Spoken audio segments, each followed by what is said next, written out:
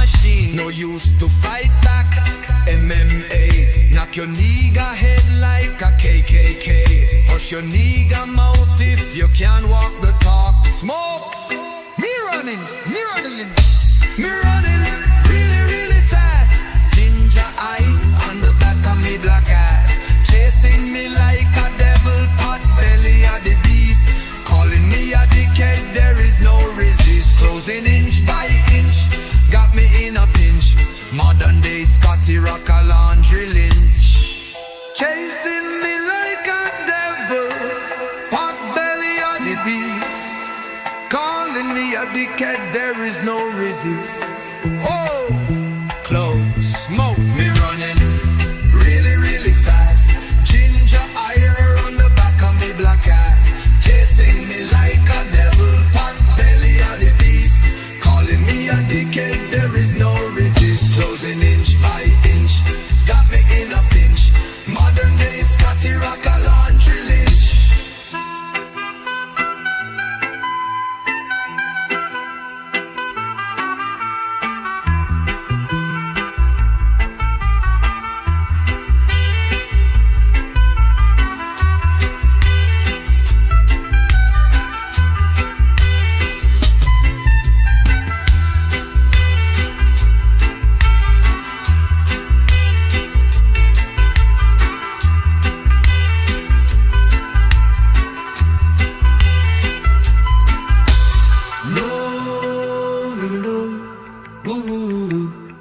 Or you will get turned out.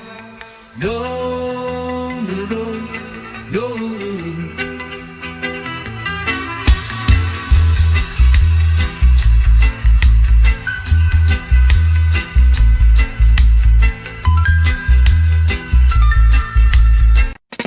Suck Sullivan, don't mess with his load, or you will get undone. Spinning round and round, bleeding on the ground. Scotty Rocker, laundry killer, no remorse in this beamer. Fabric assassin, hood cleaner, coming for your Rasta queen. Rape on the washing machine, no use to fight back. MMA, knock your nigga head like a KKK. Hush your nigga mouth if you can't walk the talk. Smoke. Me running really, really fast. Ginger eye round the back of me black ass, chasing me like a devil, pot belly of the beast. Calling me a dickhead, there is no resist. Closing inch by inch, got me in a pinch. Modern day Scotty Rock a laundry lynch.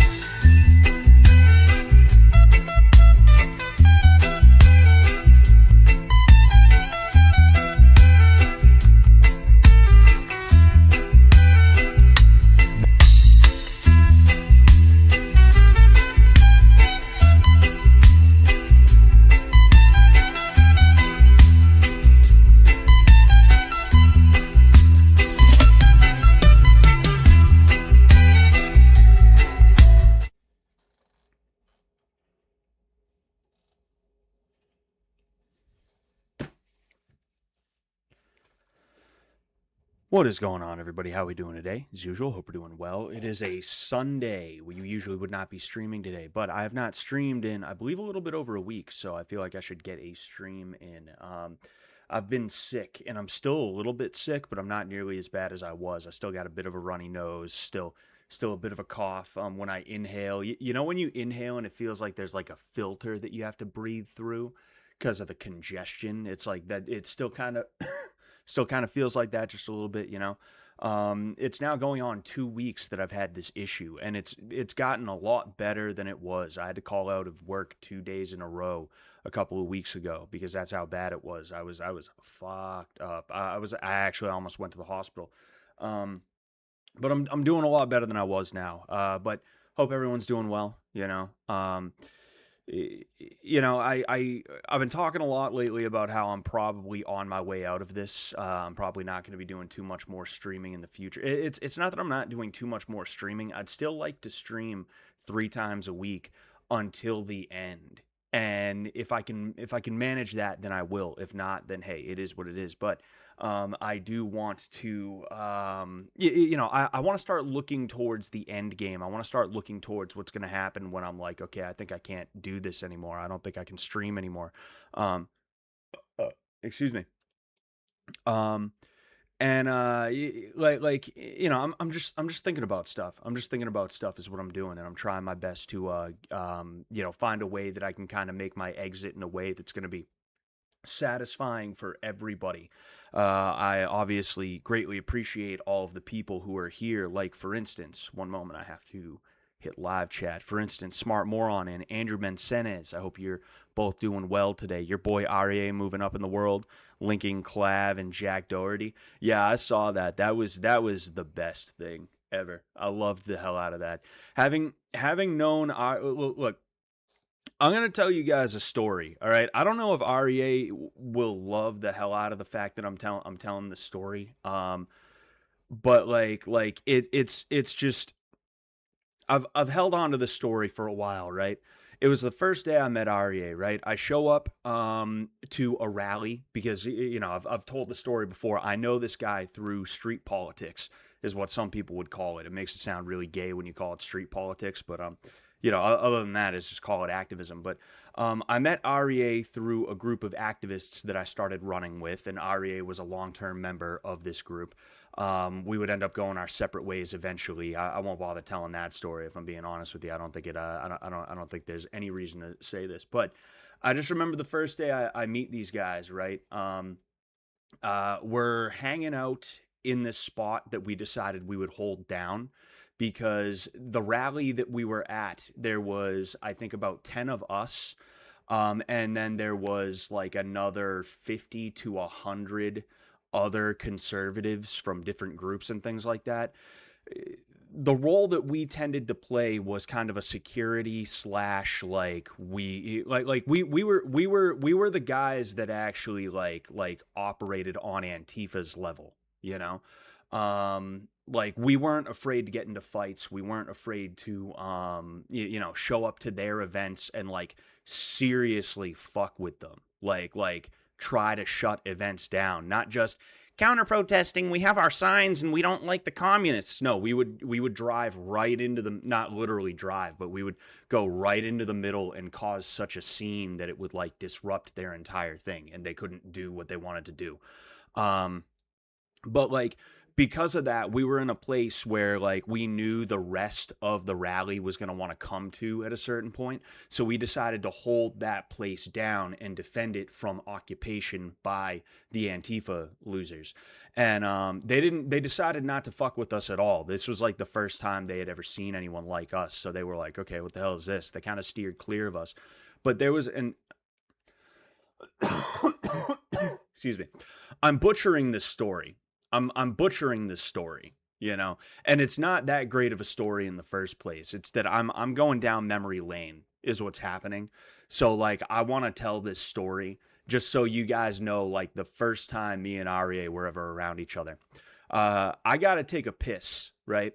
And there was a rule, we weren't going to go off alone because that's how you get jumped. Well, REA needed to do something too. I think he just wanted to see what was going on somewhere. So he came with me as my backup. And I just remember the moment I noticed this guy was the way that he was. There was this person walking through Boston Common with a golden retriever. And he sees the golden retriever and he's like, "Dogs. I love dogs." And he didn't stop saying that for a minute and a half to 2 minutes. He was just straight up like, "I love dogs. I love dogs, man." And that was the moment that was the moment I knew this is okay. I see what I'm dealing with here. And REA is he's not a dummy. He's actually a really smart guy, but he's just there's a whimsy to him, and there is a carefreeness to him that is almost endearing. And because of that, I think that was exactly why. Because I mentioned before he talked to Clav that I wanted to see him and Clav talk to each other because I knew it would be fucking gold. And sure enough, REA is the only guy who would meet Clavicular, one of the top streamers right now, and say, I'm cheesed to meet you, and then have the balls to be like, I said I'm cheesed to meet you, after Clav's like, huh? What? You know? It's just it's fantastic, you know. I also said this on Twitter, like we came to a conclusion about Aryeh back in those days that he never fails down. He only ever fails up. He's the kind of guy who would fall walking downstairs and like not even because he's like athletic or like particularly like spry. He would find some way to like land on his feet, you know. It's just it's great to see him go. I'm glad that the Fish Tank guys they linked up with him again. That was a really good choice to bring him to Miami. And yeah, I love Aryeh. Like we stopped talking for a while because you know life takes you in different directions and stuff like that. You know, and when he and the group we kind of went our separate ways. It was a mutual thing. He'll say that like he left. It's not wrong, but it's not 100% right either. We all were kind of like, okay, maybe it's time, you know. Um, but like you know, bottom line is like just because you fall out of contact with someone doesn't mean that you don't like miss them or like that you're not like hoping they're doing well or that you wouldn't want to like talk to them again, you know. And Aryeh is one of those guys. You know, a lot of those guys back from the activist days are dudes that I would love to talk to again. Some of them they fell off just naturally because that's what happens, and then some of them they were like, yo, I can't talk to you guys anymore. You know, it happens. It happens, you know. But you know, it was I really did not plan to watch any of season 4. I was going to focus on Blood Games. That was going to be that. And I was like not going to be like all over the main season. And then I see the drawing and I see the name, right? Because I believe it was SB SB 777 who he did some artwork for the season, and he drew Aryeh and he had the name underneath Aryeh, and I was like, nah, no way, no way. That looks like him though, and that's his name. There's no fucking way. There's no way that can't be him. And then bang, it was him. You know, so that was really cool. You know, small world. It's funny how things go. It's funny how things go like that. Man, I miss those days though. I really miss those days. They were you know, eh, as the world has gotten shittier, which everybody agrees it's gotten shittier. You know, everybody agrees the world has just gotten shittier. Yo, what's going on, Job 43 Gold? Hope you're doing well, man. Feel like it's been a while since I've seen you here. I do feel like I remember you though. Hope you're doing well. Hope everything's been good for you. Um um uh, but like I miss those days, you know. There was something to it, and it's something that can't be recreated. People try to recreate it, like you got Patriot Front going on marches through like public areas a few times a year. People think they're feds. They're not feds. They're definitely Fed infiltrated, but they're not like a Fed operation. I know that SPLC thing came out, and I see boomers who are like, you see, I knew those guys were funded by the SPLC. I knew those guys were government op. They're not. They're not. I could tell you all about how they got started and why. You know, I was never a part of them, you know, but I had rubbed elbows with those guys, and we had dealings with Thomas, their leader, in one form or another over the years. You know, Thomas fucking thinks he's Quadriano. He's a fucking short motherfucker from Texas. But anyway, I miss those days, you know. Um, a pirate retires, assuming he even survives. A pirate retires, and all he can think about is, man, I remember those days. Those were great, you know. And that's my situation. Is I just keep thinking back to those days a lot, particularly because my days, my life right now has become in so much of a rut that I'm actually breaking down. You know, that's where those seizures are coming from. That's where this sickness came from as well. Like it's no. Who do you know that gets the flu in April? It was definitely that my immune system was fucked up because of all the stress, you know? And I just look back to those days and I'm like, man, it was simpler yet so much more it wasn't even simpler necessarily, but it was just more exciting. Felt like I was living for something, you know. I don't feel like I'm living for something right now, if I'm being honest with you guys. But anywho, they made Aria do hood talk, and it was so funny. Plankton was on Demon Time. That is pretty funny. Hi Scott, hope you're doing better. Quick question: do you think there are ways to escape the shoulder crunch? I gotta figure out what the shoulder crunch is, because I might know it by a different name, or I might be getting it wrong. Oh, jeez. I have all these coins. I'm selling coins now, so I just have all these coins hanging around. You know, I got I forget if I showed you guys this already, but I this is an Indian head cent. You can't see it that well, but I polished it, which actually that tanks the value of the coin. But since I'm keeping this for myself, I wanted it to look as nice as possible, and I was curious what would happen if I took the patina off. Here's an Indian head cent that has the grime and the patina from over 100 years of just being in people's pockets and stuff like that.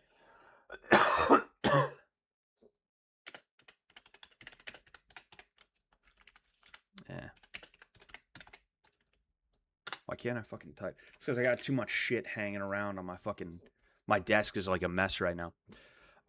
Shoulder crunch is a high percentage control position in Brazilian Jiu-Jitsu, particularly effective in no-gi grappling. The thing is, I got to figure out if it's a top or a bottom move.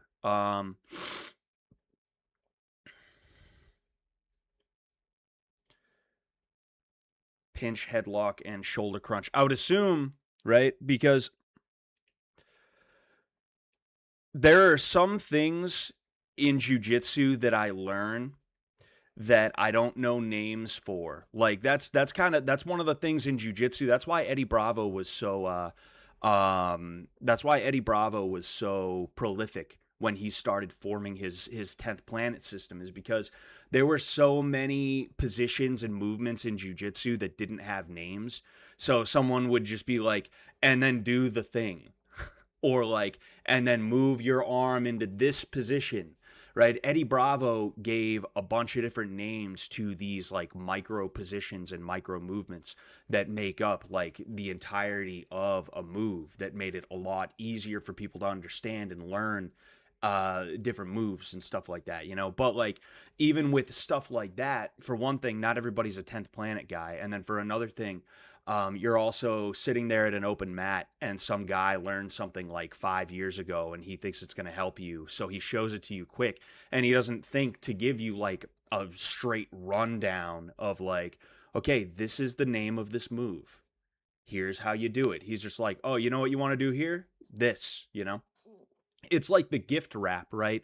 The gift wrap position. I stumbled upon the gift wrap by myself. No one actually taught it to me. I just took a 2-on-1 and I wrapped it up around here over a person's neck. And because I didn't know a name for it, I was calling it the noose for a long time. So I'd tell people, tie the noose, right? Like, I'm talking about a gift wrap in that place, but if somebody who knows the gift wrap hears tie the noose, they're gonna be like, what the fuck does that mean, you know? But anyway, I mean, I'm sure there's like some super technical way that you could probably get out of this, but like, and I'm assuming it's the guy on bottom, right? It's a sweep. Gordon Ryan uses a lot. Ah, okay. All right, okay. So you know what? In that case, I'll look it up on YouTube. I'll look it up on the YouTube.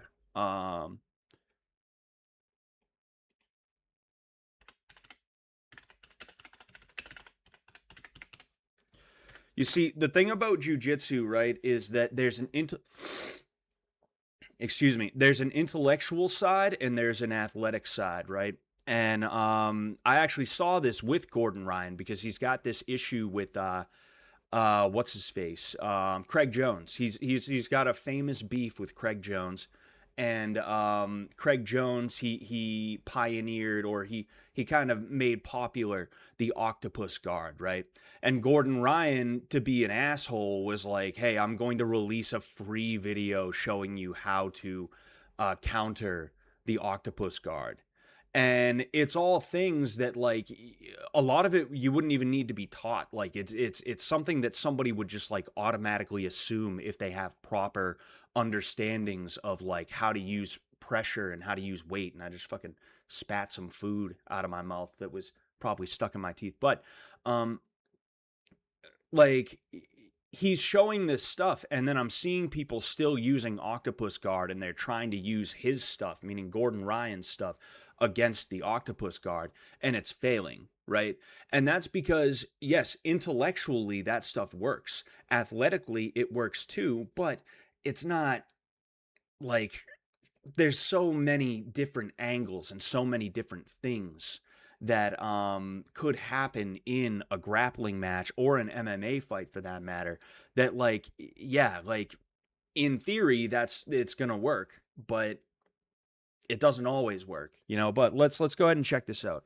Let's check this bad mammer jammer out. I don't know why my thing is so.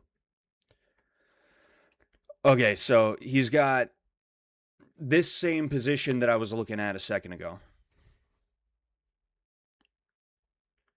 He's got the overhook, or the underhook, excuse me, on the arm, right? And yeah, so I mean,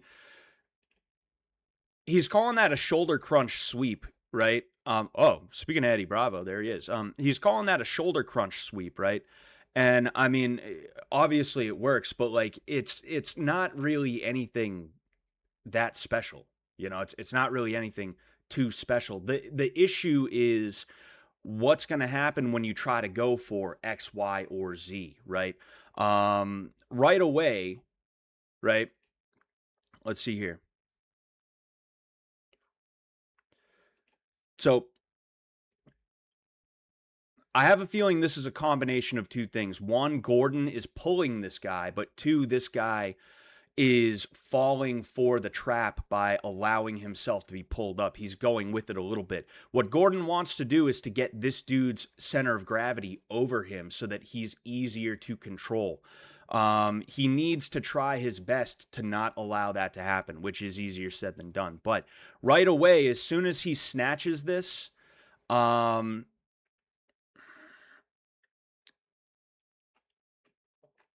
it's see, the reason, like, the reason why I'm so the reason why I'm like kind of sitting here like the reason why I'm sitting here like that is because, frankly, I'm a little bit too self-conscious, right? Every time you talk, and this is one of the reasons I try to avoid talking too much about like martial arts moves and stuff like that, specifically jiu-jitsu or Muay Thai or anything like that, is because there's always going to be that fucking guy who comes out the cut to be like, well, actually, what about if he does this when you do that? You shouldn't do that because you're going to open yourself up for this. And I hate that shit so much. I hate people who do that shit so much.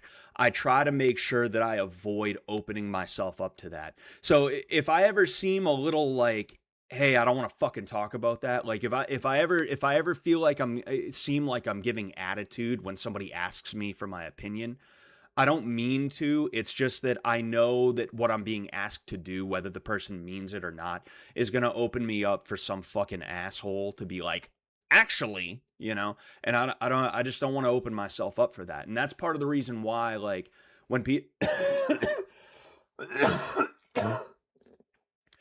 that's part of the reason why when people ask me for my opinions on things, sometimes I'm like, I don't know what opinion I could have. It's because, like, I either don't know, or I didn't care enough to know, or like I don't want to say something and then someone's like, you know. But this is one of those situations where you had to have been kind of making a mistake in the first place. Like, for instance, this is a mistake. Bringing your body over him, not keeping your center of gravity down to the mat, right? And Gordon is very good at being able to do that, is make you make a mistake so that he can then snatch. right here, right? That's actually called an Irish necktie, what he's got right here. Now, this dude, I don't know what his leg's doing there, but I believe he does. No, he does not. He does not get his leg back. He's doing Gordon favors by having his center of gravity where it is right now because it's easier to control him. Now, one of the things that he could do in this situation is he could try to use his other hand to push off of the forehead of Gordon so that he could then get this what's it called, so that he could then get this out either by pulling it, or, and this would be really really risky, but at the very least it would kind of alleviate the situation, right? If he could get this over across his head like this, if he could use the forearm across the head. Now, why that would be risky is because in this situation Gordon could, in theory, and it would be pretty obvious for him too as well, he could in theory snatch an arm triangle. So it's like, it's one of those things where it's like, how late are we in the match? You know, are we nice? And it looks like they're probably about 12 minutes into this match. Yes, they're probably about 12 minutes into this match. I would assume this is a 60-minute long timer right now. They're probably nice and sweaty by now, right? They're probably nice and sweaty. It really depends on like the situation you happen to be in, but like the last thing you want to do is be in a place where your center of gravity is over Gordon's right now, because this is not some kind of like crazy good, like, or not crazy good, but crazy complicated sweep. It's quite literally just a butterfly sweep. That's it. Gordon's calling it a shoulder crunch, right? It's a butterfly sweep from a shoulder crunch is what that is. That's it, you know? And you can see, right? This dude, he's not keeping his center of gravity in a place where he can properly resist, you know? And because of that, you're going to see bang, right? So yeah, you know, and you see Smart more on Strickland versus Hamzat soon. Any thoughts? I don't have any thoughts. I'm just gonna watch the fight. That's all I'm gonna do. You know, like there's, and I'm not coming at you right now, Smart Moron, or anything like that. But like I feel like sports betting has like fried people's brains, where like anytime like they have to ask that question to people like me sometimes, and it's like, yo, I don't fucking know, man. You know, I just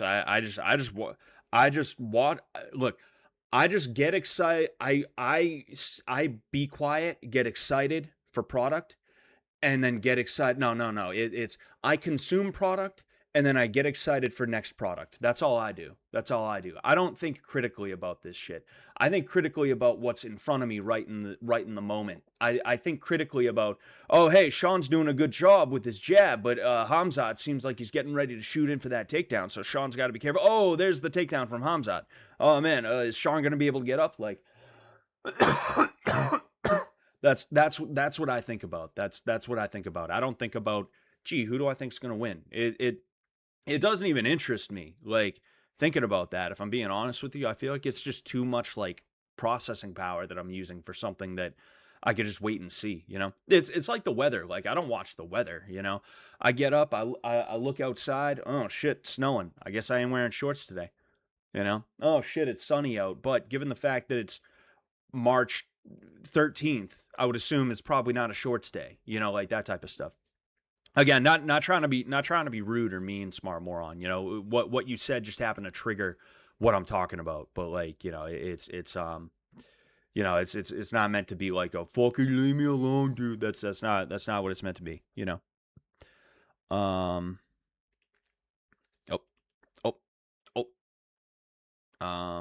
But yeah, like,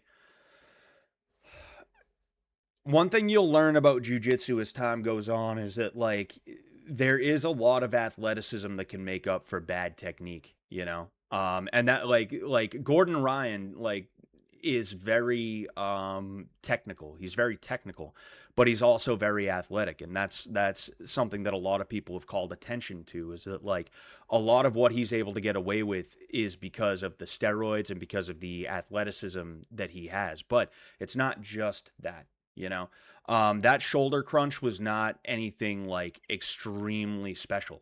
That's something that, like, if you know how to butterfly sweep, you know how to shoulder crunch. You just have to do a shoulder crunch. You don't. It doesn't even have to be a shoulder crunch specifically. You could go for that Irish necktie. The thing about sweeps is that it's less that there's like specific hardcore moves. You do have some that are kind of that way, but really it's more of a concept that you act out in the moment, you know? You know that if you pull that guy this way and he's got this arm, he's going to go up, he's going to stick that out and he's going to stop the sweep. So what if you take the arm, you control it and you bring it over here. Now when you go that way, he's got nothing to put out, and because of that, he's swept, which is quite literally what this is. That's exactly what this is. He takes the arm away. He doesn't have anything to go with, you know. He uses the butterfly sweep. I think he might even kick the leg out. Yeah, he kicks. He even kicked this leg out as well while he was bringing him over, which that means he had literally nothing to stop him from getting swept like that, you know. Scott, are you repping Clout Gang or Crazy Gang? We got to know. I haven't watched any of that. I've seen clips.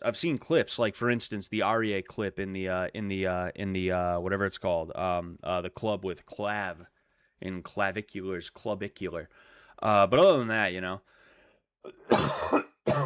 fuck, man, I hate that. But yeah, the gym I go to sort of came up with a strange rolling technique to escape it. When they demonstrated on IG, it got everyone in the BJJ community in cahoots if it works or not. Interesting. I'd appreciate if you could send that to me because I'm curious about that. You know, like the thing is, I'm not much of a no-gi guy if I'm being honest with you. And I want to change that, but the thing is, I'm in a rut. I got to get out of the situation that I'm in so that I can get into places that I can actually do some fucking no-gi, right? That's kind of the folly of my life lately. I haven't like trained in a long time. The closest thing to training I did was when I got ready for that Naga that I popped my shoulder at. I did like a couple of classes a week, and I did, I think, 1 or 2 open mats at like different gyms around the area, and then I just went there and fucking, well, you know, the rest is history. So it's like when it comes to no-gi, I'm not the most practiced with no-gi, so I can't 100% like you're not going to show me something that I don't see all the time and I'm going to be like, yes, I have the perfect technical breakdown of how to get out of that, you know? I do have ideas just looking at it, and I think those ideas would work. But again, jujitsu is jujitsu's like ogres, and ogres are like onions. It has layers. So like, I'm sure like my idea of like when he's got you somewhere, you know, here, right? You can use this arm to try and push off and then get this arm free or like some other thing like that, trying to power out of it essentially. Like there's a good chance someone like Gordon Ryan would anticipate something like that because that's all no-gi jujitsu is nowadays is flow charts, you know. Oh, if he does this, you do that. If he does that, you do this, etc., you know. Scott, is that your manifesto on the wall? No, that is port numbers. As I get into cybersecurity more, I'm trying to learn networking so that I can understand the IT community a little bit more holistically, you know, especially because with cybersecurity, it's not just good enough to get like a CompTIA Security Plus, which I actually do. I have my Security Plus now, which is fantastic. But it's not good enough to just get your Security Plus and then be like, I'm ready to go. You're not ready to go. You're definitely not ready to go. I did a packet capture for the first time a couple of weeks ago, and I had no fucking clue what I was looking at. I had no clue what I was looking at. No idea. All I know is that I did a packet capture. That's it. I couldn't tell you anything about it, you know? But yeah, you know, I'm having an all right time with it. I'm treating it kind of as a hobby right now, because of all the other things going on in my life. But I'm gonna have some time off, and I'm gonna like really try to boot camp myself the best I can for that week. I'm still not gonna be ready to like get a job, but you know, I'm gonna be in a place where maybe I can learn a thing or two, and I can actually apply some of the skills that I have. You know, I would love to be a pen tester, but the thing is, I don't think I would be able to compete with some of the best pen testers ever because those dudes have been doing that for like decades. They've been doing it since they were like 13, and AI is not making it any easier. So it's like when we talk about fighting dirty, right? Who's going to be better at fighting dirty? A guy who knows how to poke somebody's eye, or a guy who knows MMA who can then choose to poke somebody in the eye? It's going to be the MMA guy because he understands everything you need to know about what a fight is and how to do it. But when it comes to like cybersecurity with pen testers, right? Who's going to be better? Is it going to be someone like me who like maybe I can really go hard on AI and figure out what the hell the deal with that is? And then I might even like be okay at it. Or is it going to be the guy who on his own is able to do pen testing and do it well, and he's going to know how to do AI too? You know, like it's forget about it, you know? I would love to like, this is a pipe dream. I don't think this actually exists. I would love to specialize in physical pen testing. I would love to like, if there was a way for me to like do social engineering, because I'm very good at talking to people. Not like here's the thing. I'm very good at being charming and charismatic when I want to be and when I need to be and when I'm prepared to be, you know? It's when I don't need to be and when I'm not prepared to be that I kind of go nonverbal and I'm like, oh yeah, yeah, oh yeah, cool. That's why I don't think Nick Rochefort likes me very much, is because I blew the first couple of times that he and I met, you know? I'm not saying he hates my guts. He probably doesn't even remember me at this point, but like when I was hanging out around MDE, for like say World Peace 2 or Extreme Peace Season 1, I could tell he was kind of like trying to figure me out and he was kind of like, what's this guy's deal? You know, we talked a couple of times and I didn't do that good of a job, you know? So I think he was probably like, this guy's, I don't know about him, you know? But like when I need to be, I can be. I can be very persuasive, I can be very convincing, and I can be very charming, you know? And then also like I have the balls to walk into a place and try and talk my way into a place, you know? I would love to be able to do stuff like that, but I think that's a pipe dream. I don't think that actually exists like that, you know? But it'd be cool if it did. It'd be really cool if it did, you know? Onions do have layers, but it's all onion. So do ogres. But yeah, like these are port numbers is what it is. All right. I kind of went on a tangent about cybersecurity. These are port numbers. You know, you have 80, which is HTTP, 443 is HTTPS, right? Those are fucking and like I'm trying to remember what each thing is so that I can explain it like in my own words. I'm still very, very early on, but like it's methods of communication, like through the internet, you know, like HTTP is unencrypted, HTTPS is encrypted, it's more secure, right? A lot of the time dudes will try to enter through port 80 or like you know manipulate port 80 because it's unencrypted, right? There's no the traffic does not have any like real protection, so it's a lot easier to try and utilize it, which is why you want to limit your use of port 80 for anything, you know? But again, I'm still a rube. I'm still a rube when it comes to all this. So, you know, I'm you know, you know, fucking it's just a reminder, just a reminder. Um yeah, I'll send it over to you. Ah, cool. That's sick. Cool. You just reminded me of something as well. I have to. There was a guy, he follows me on Instagram, and he was in here the other day. He asked if I could, he asked if I could, what the fuck? He asked me if I could review his fight, his first amateur kickboxing fight. We're going to go ahead, we're going to do that now. And then I'll also check out the thingamabob that Mr. Meneses.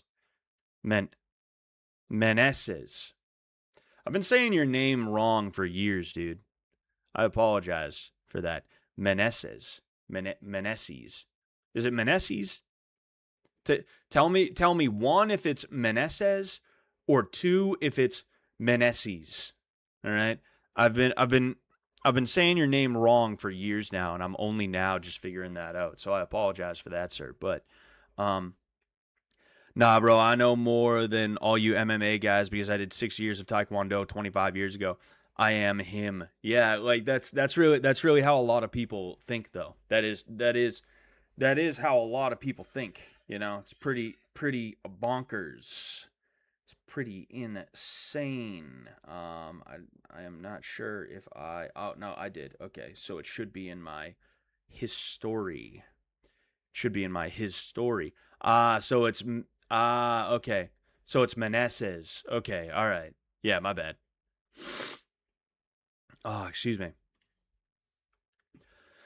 Yeah, like it's it's frustrating, and like I make the mistake of giving a fuck about what people say on the internet. That's where I go wrong, but the reason why when it comes to specifically mixed martial arts or just, fighting in general, I care so much is because people can get hurt, right? Like when it's politics, it's just straight ego with me. When I argue with somebody about politics or like anything like that, it's straight ego. I know it's straight up ego. That's that. There's nothing more to it. I'm being kind of a dickhead. I know that. I know that, right? But when it comes to mixed martial arts or just combat, unarmed combat in general, and even some forms of armed combat, I didn't get this gold medal for nothing. I didn't have a fake knife fight and get this gold medal for nothing. I actually kind of know what I'm talking about when it comes to fighting with knives. Um, I'd love to enter more of those too, right? And of course, I'm kind of joking about the whole gold medal thing. I did get that for a knife fight, and I did use a lot of actually like good techniques and good strategies that won me that knife fight. But like I don't take it that seriously. Is what I'm talking about.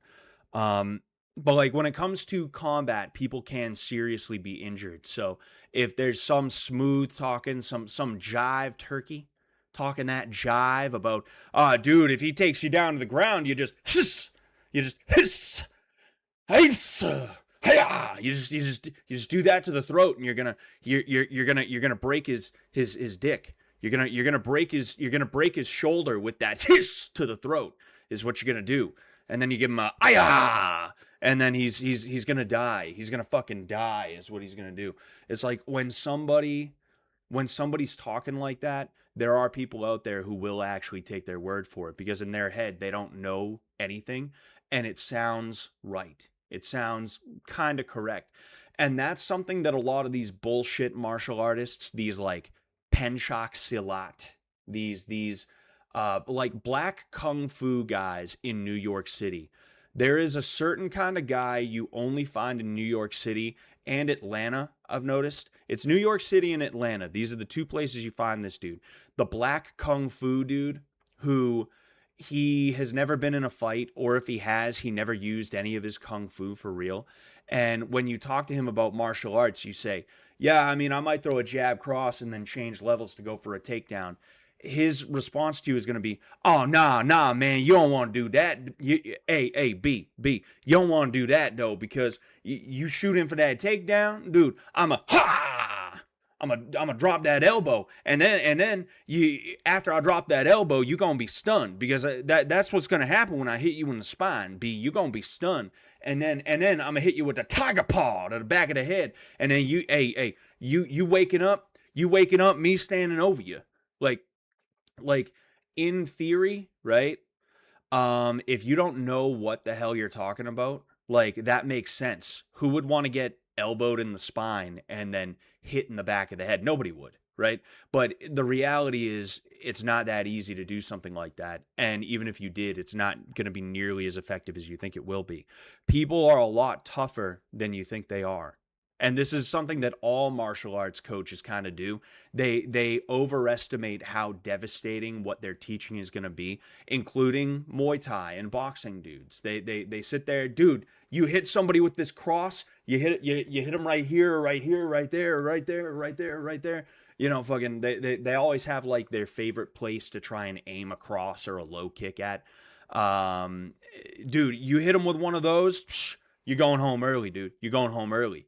You know, he's waking up looking at the stars. Like, all martial arts coaches kind of have that a little bit, but it's especially the kung fu guys that have that. And what has happened as time has gone on is those like black New York City, Atlanta kung fu guys, what they started doing is they started trying to find ways to make their stuff look and sound even more um, realistic than it actually is. Like, for instance, one thing you used to see is they would only do like, like, here's how you defend a karate style punch, right? Like a reverse punch, or like, I forget, just a punch, like a punch to the rib area, the solar plexus area, right? They would do a bunch of stuff to be like, okay, and here's how you do this, and then you do that, and then you do this, and then you do that, and then you do this, and then you do that. Like, they used to have a bunch of shit that was specifically just for dealing with that karate style punch, right? But now what they've started doing is they've started having their assistants try to emulate a jab cross, but it always is wrong because there's always some kind of karate style punch or penchak silat style punch behind it. This is how I would throw a jab cross, right? I wouldn't go one and then two like that and like bring my whole body around like that and then extend out and then like leave the arm out there for an extra like second or two. That's not the way that works, you know? And what I'm trying to say is, like, when it comes to these hucksters, there are people who don't know better who will be like, oh, well, that does make sense. I wouldn't want to get chopped in the throat. It's like, yeah, neither would I. But the chances of that happening are slim to none, particularly because I know what I'm doing and that guy doesn't, you know? Even if you don't know what you're doing, the fact is you're going to be moving around too much, you're going to be too aggressive, and his adrenaline is going to be so high, he's not going to be able to be like, hey, he's not going to be able to do that. It's just not going to happen, you know? If you sucker punch somebody with that, then yeah, it'll work, right? But that's a sucker punch. Anybody can throw a sucker punch. It's just like shooting someone from 2 feet away. Anyone can do that. Stabbing someone, anyone can do that. But to actually know how to do it under pressure when somebody's not letting you do something, that's completely different, you know? But to put a cap on that, right? And I have laundry I have to get in, I think like 5 to 10 minutes. So I'm gonna have to step away for a second. But to put a cap on that, that's why I'm so like, that's why I aggro sometimes on Twitter or on here when you get some dude who's like trying to talk about martial arts stuff, because you can seriously get hurt if you follow these guys' advice. And if you don't know any better, you're not going to know that that's bad advice. You're going to think, "Oh man, I wouldn't want to get poked in the eye." Yeah, I mean, maybe I should try that. Maybe that's what I should do, you know? And a lot of these guys just they have ego problems is what it is, you know? Oh, excuse me. It's like dealing with the floozies that I used to hang out with back when I was like 19, 20, 21. They all tried to make it a point to like tell me that they're not afraid of me, and it's like, I'm not trying to make you afraid of me. What's your problem? Why are you so insecure that you feel like you have to prove something to me? I know it's not even actually to me. It's really you're proving it to yourself and trying to show everybody else. I'm not afraid of the MMA guy. It's like I never like that's not even what it is, you know? But like part of that was that these guys were like in their heads they would think like, "Oh dude, like if he tries any of that MMA shit, I'm gonna just put my mouth on his dick is what's gonna happen. Is what's gonna happen. I'm gonna bite him in the balls is what's gonna happen." Like that's the way these guys fucking think, you know? And it's like, yo, like I'm not trying to be an asshole to you. I have never threatened anybody. I am very chill about it. I was a little autistic about the MMA stuff when I first started. I'm not gonna lie, you know, but like it was never autistic. Like you better not mess with me. Better not mess with me, buddy. Like it was never that. What's going on, baby? It was never that. It was just like I liked the hobby that I was in and I talked about it too much, you know? That's all it was. It was never like an aggressive thing, but like these guys were like intimidated and they were insecure, so they felt a need to be like, whenever they felt it was appropriate, I ain't afraid of you, Scott. And it's like, I never wanted you to be. Yeah, I consider you to be my friend. Why would I want you to be afraid of me? That's really weird, you know? But like that is part of their whole, like, I'm not afraid of you because I'll tickle your nutsack. I'll tickle your gooch. I'll tickle your gooch if you think you're gonna use any of that MMA on me. And it's like, that ain't gonna help. that ain't that ain't that ain't gonna help. That ain't gonna help. But what's going on, Dismodu? I didn't say hello to you. What's going on? What's going on? Amir Yuda. Hope you're doing well. Let me check to see if my laundry's done. If my laundry's done, I'm gonna go ahead. I'm gonna run and I'm gonna grab that, and then I'll come back and we'll watch the kickboxing thing, and then we'll watch Mr. Meneses Jim's thingamabob.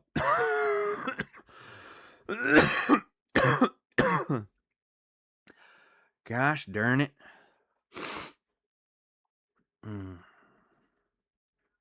Yes, it's done. So I'm gonna be right back. Okay, don't you guys worry. I'll be right there. I'm gonna go ahead. I'm gonna hit the BRB screen. All right.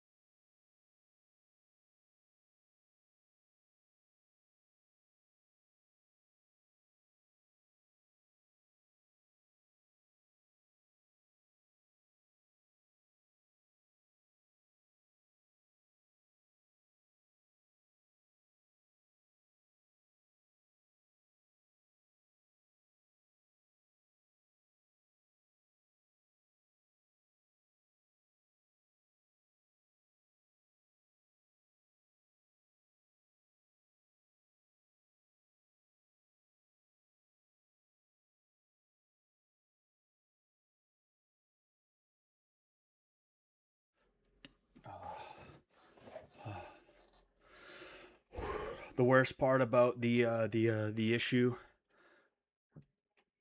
uh, the worst part about the worst part about being sick is that I've lost a ton of weight, right? Um, like like I want to say 30 to 40 pounds at this point. I'm down like quite a bit. I'm still pretty fat, if I'm being honest with you, but I'm like really down compared to where I was. I was like 280, 285, like 6 months ago. Uh, but this sickness makes me feel like I'm still 285. Like I used to get tired like walking up the steps, and I'd have to like, I wouldn't have to rest halfway up, but I'd get up the steps and I'd like fucking have to like stop, at like the top and like kind of you know. And that's what this sickness is doing to me, is making me feel that way again again. And it's so frustrating because other than that, I'm perfectly fine, you know? It's like what the fuck? What the fuck? Um yeah, I'm not a fan of old school Kempo karate mannequin training where you do 10 to 12 weird strikes on an unmoving opponent. And like the thing is like that stuff, it has a place. It's just it has a place. It's just that these guys, instead of having functional training that goes along with it, they're like, "Oh, nah, this is just gonna be the training." And it's like, "Well, that's why you guys can't fight. That's that's that's why you guys can't fucking fight, you know?" There was this one guy, right? He did a video with Jesse Enkamp, right? The karate nerd. And I gave him a lot of shit. He was like a knife fighting guy. I gave him a lot of shit, and excuse me. I saw a video of him recently where he was actually saying, "Yeah, a lot of the drills we do are actually not very good. It's more just like a traditional thing.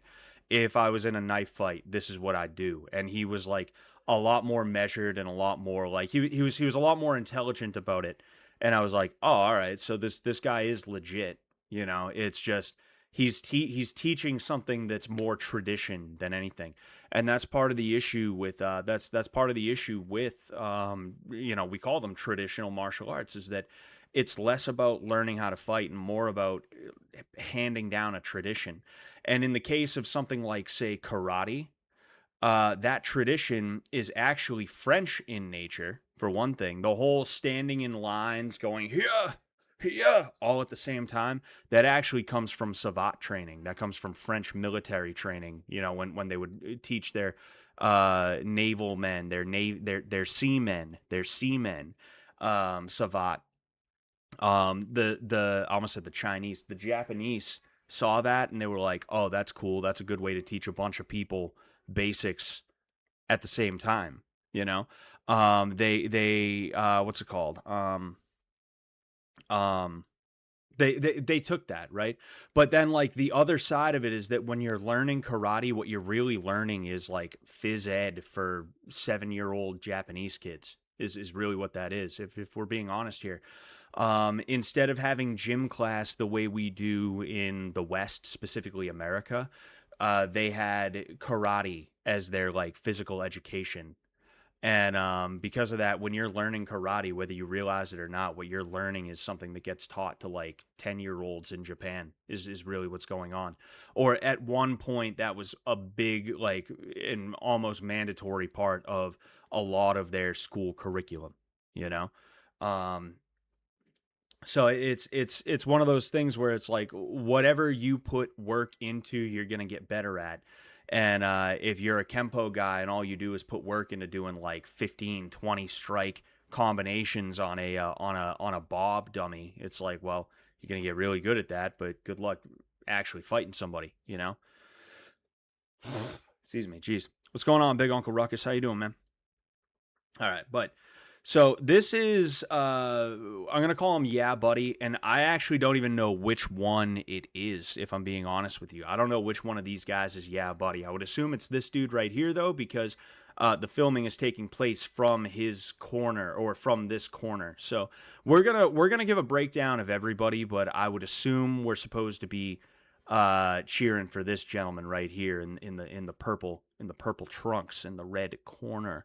What about Sumo? That's getting pretty big in my area for some reason. Yeah, Sumo is cool to watch, but like it gets boring very quickly. I feel like Sumo is probably getting big because it's like an ironic thing. Like hipsters still exist. Hipsters still exist. And I don't know what area you're from, Big Uncle Ruckus, but if you're from a coastal elite, like metropolitan area, that to me explains it, because I could totally see walking into a bar in like the north end of Boston, or like Cambridge or Somerville or something like that, and sitting down and some guys talking about, dude, sumo's really fun, man. Dude, I'm telling you, it's really exciting, bro. He's drinking his like $15 IPA microbrewery vomit, you know. He's got like a man bun or some shit like that. He still wears flannel. Like I could totally I could totally 100% see that, you know.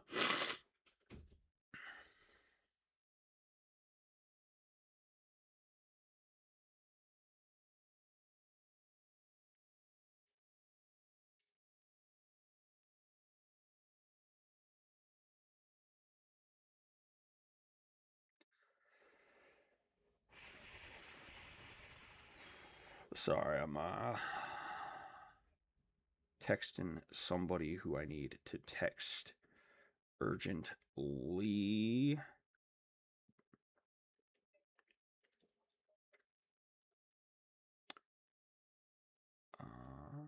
Sorry.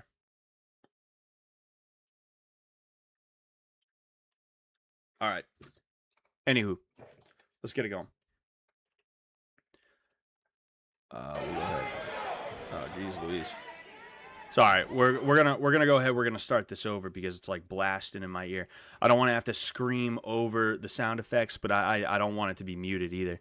That should be a little bit better. Okay, so there's a teep attempt right out the gate. Oh, he kept him busy with the hands, and then threw a kick, and then a teep afterwards as well. Got some clinch work right now. Dude's got to be careful of the inside work that Blue is going for, though. Ooh, yeah. We got some... Blue's got some crisp hands. He probably was a boxer at first. Wow, really? Is my internet shit in the bed? Is that what's happening right now? My internet's been so bad lately. Hold on. I'm going to check. I'm going to check and see. My internet appears to be doing fine for the most part, but for some reason, YouTube is buffering. When in the last however many years has YouTube ever needed to buffer? You know, that's fucking ridiculous. Hopefully it's gonna work, but all right. So, I really like that front teep. That was a good teep. Some nice kicks as well. But like I said, he's got to be careful because this dude's got quick hands, and you can tell they hurt. You can tell it doesn't feel good to get hit by those things, you know? He's using his kicks. There's a short overhand. See, this is, I would assume, these guys' first fight, so the pacing is like a madhouse. It's a sprint. Ooh, he got caught a couple of times. Nice elbow. So we have a dude who's pretty traditional in the way that he does things. He throws a lot of kicks, a lot of teeps. He likes to clinch when Blue enters into the pocket, versus a dude who wants to inside fight with the hands, almost like he's a boxer. Caught him a couple of times there, you know. So what Red needs to do is he needs to slow it down. He needs to use that teep, and he needs to use more clinch. He needs to use the clinch as a nullifying thing, as a smothering weapon to stop this guy from getting started on the inside, because you never know when one of those punches is going to really, really hurt, you know? Oh, hey, nice. Some good hands from Red right now, you know? Oh, hey, 2 hard hooks. Those did not feel good, you can tell. And you can see a little bit of damage on the side of his head as well.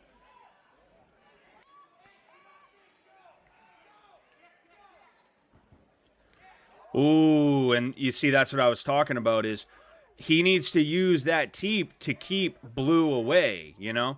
Blue is doing a good job of kind of using the pace, right, that he's being given right now. Like, he's not getting, ooh, and this is exactly what I was talking about, right? So red is starting to kind of, and I want to show you, and this is what I was talking about, right? He's not just walking into the teep or anything like that. He's not walking into the clinch. Blue right now, which I feel like this might be the guy we're actually supposed to be cheering for, but I'm not 100% sure. Because the guy behind the camera yelled "Go Andy," and this is Andy Carrillo, kickboxing debut, and he got excited. That same guy got excited when Blue here started landing, right? And I think it's actually about here. You're gonna see Red. I feel like he extended an arm in kind of a paltry manner, almost like he was trying to gauge distance or keep distance. And Blue here came over the top with a few hard shots. You're gonna see it happen.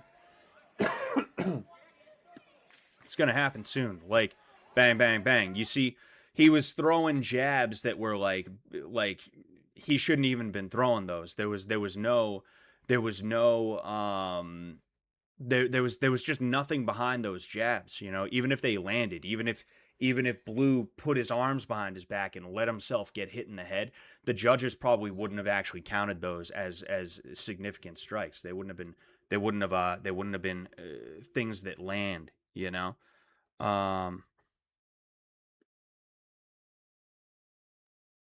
Sorry.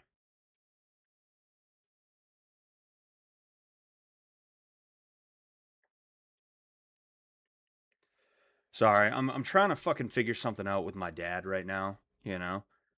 Things things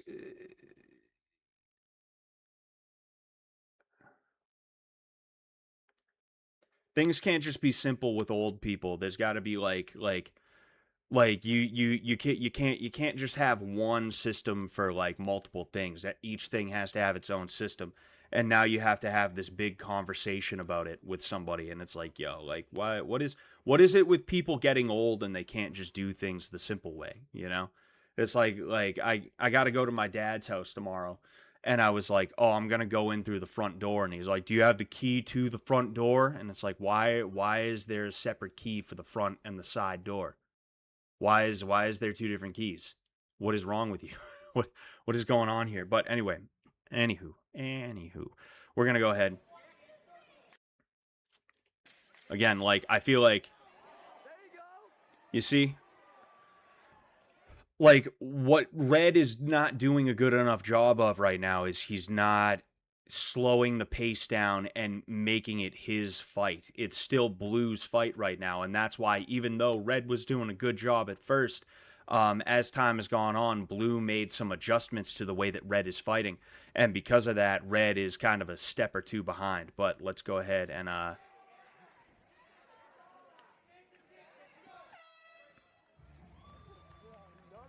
right, so here we go, round two.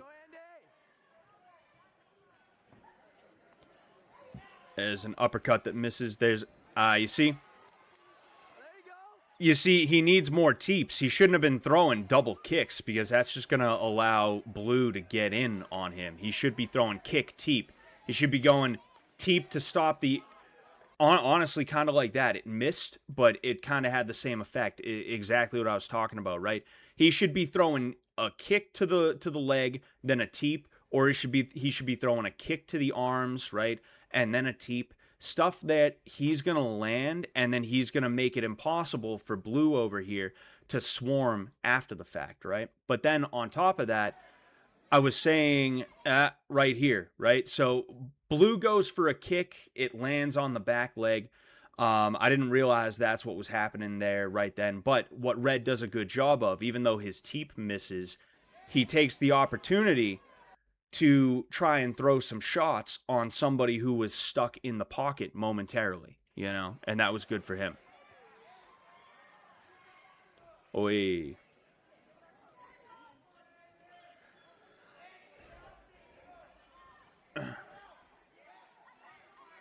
See, I want to see rear teeps from Red. He's throwing the lead teep, which is good, but the thing is, if he's going to stop Blue from being able to swarm in, he's got to have something with a little bit more power and a little bit more reach, right?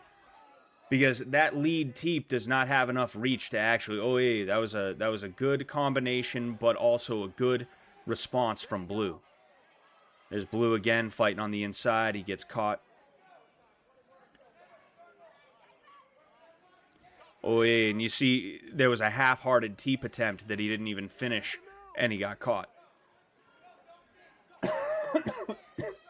Oh, yeah, working the body, then up to the head. Yeah, this dude definitely had some boxing experience. Either that or he just really prioritizes his boxing. Or the gym that he's at really prioritizes the boxing because he's got nice hands. He's got really good hands, you know. Oh, and a knockdown. Yeah, okay. So we are now halfway through the first round, and we have officially confirmed that this is Andy. This is yeah, buddy, the guy that we're supposed to be cheering for. So good for him on that one.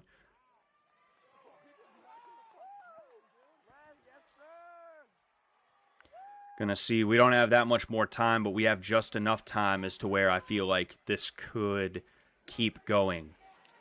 Yes, we're gonna keep going. Blue rushing in to try and finish it. That's not always the best idea. Well, he had 10 seconds left, so I guess that wasn't the worst idea to try and see what he could get out of that. But I was going to say, you got to be very careful after a knockdown to not over-pursue, because the thing is, a lot of knockdowns... Oh, yeah, there's a nice shot. A lot of knockdowns are not actually that you hurt the guy. A lot of the time, the dude's just off balance. So you gotta be careful to not rush in, because you might think, ooh, you see...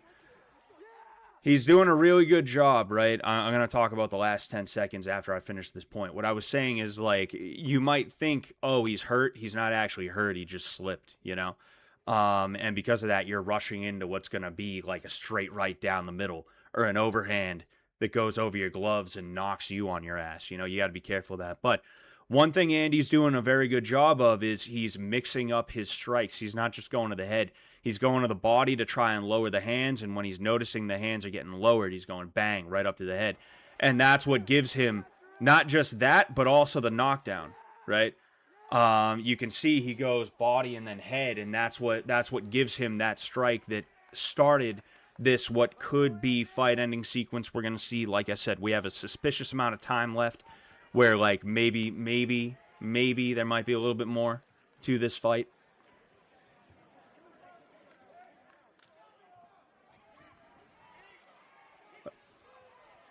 And you see there's more of the same, and it's working, so why would you stop? Ooh, it was the body shot that did it. You finished him with the body shot. That's good shit. You know, that's good shit. Oh, excuse me. You see, what that did, right? Or what that did. Fuck. Sorry. Lungs trying to clear out. Holy fuck. But what won this fight for Andy right here was the pace that he was fighting at. Thai fighters, they want to slow the pace down. They want to have a nice, relaxed pace until it's time for them to explode. Then the pace explodes, but then they bring it right back down to a nice, relaxed pace, right? If there's one thing traditional Thai fighters are extremely good at, and I would say even better at than anybody that I've ever seen, it is utilizing rhythm and chopping that rhythm up, utilizing different tempos, different rests, right? Like you know, you're playing a song, reading sheet music, you have rests, right? So you might be, you know, playing a trumpet, burr, burr, burr, and then rest. And then burr, burr, burr, right? You start, stop, start, stop. They're very good at that type of stuff. And that can be really, really hard to master. And because of that, if you try that against somebody who is really aggressive, it can be really tough to hold that up. It can be really tough to actually keep that pace and actually be winning, right? Andy here did a really good job of making sure that he did not bite on the pace that this guy was presenting to him, right?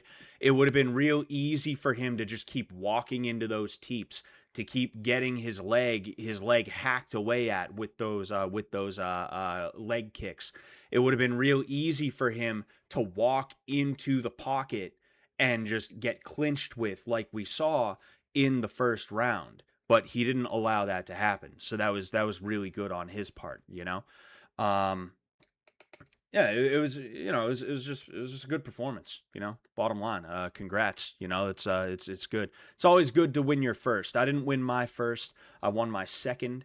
But it feels good to win no matter what, you know. But to win your first is a high that half of the people who fight don't actually know. If we're being honest here, only 50% of people know what it's like to win your first fight. I'm not even one of those people. Um, oh, excuse me. So, congrats. You know, good job. Really good job. I gotta see here because Mr. Meneses said he sent me something. Where did you send it to me, Andrew? Lewisburg area. Lewisburg. What's Lewisburg? I'm confused as to what that is. I'm confused as to what that is.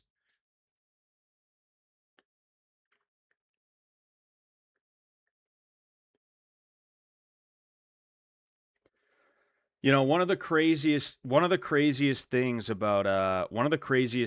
about like having been, you know, involved in the things that I've been involved in is all the people that like I would watch on YouTube and I'd just be like, "Wow, I really like this guy's content. That's cool." And now they're people that will like and retweet some of my stuff, you know? Like Justin Wang retweeting a lot of my MMA takes is like, oh wow, I never thought that guy would ever know who I was. Same thing. Toby Turner liked the announcement that I was streaming, and it's like, oh wow, like Toby Turner likes some of my stuff every now and again. That's insane to me. That's crazy to me. You know. Okay, yeah, I'll check the Instagram. I'll check the Instagram.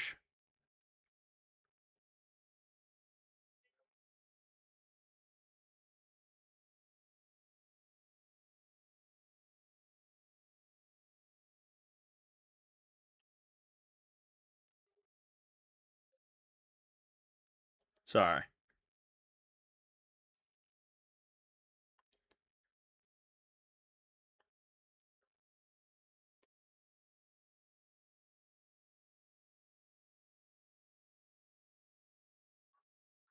All right.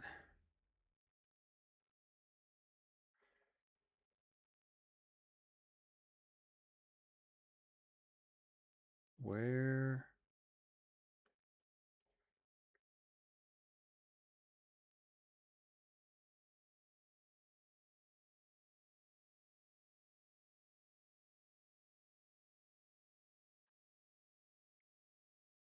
I'm not seeing it in my DM. It's not in the requests, is it? Fucking maybe hidden requests. Oh, okay. Yeah, it was in the hidden requests. Okay. Shoulder crunch is fake. Oh, that's interesting. Okay. Nah, you know what I'm gonna do? You know what I'm gonna do?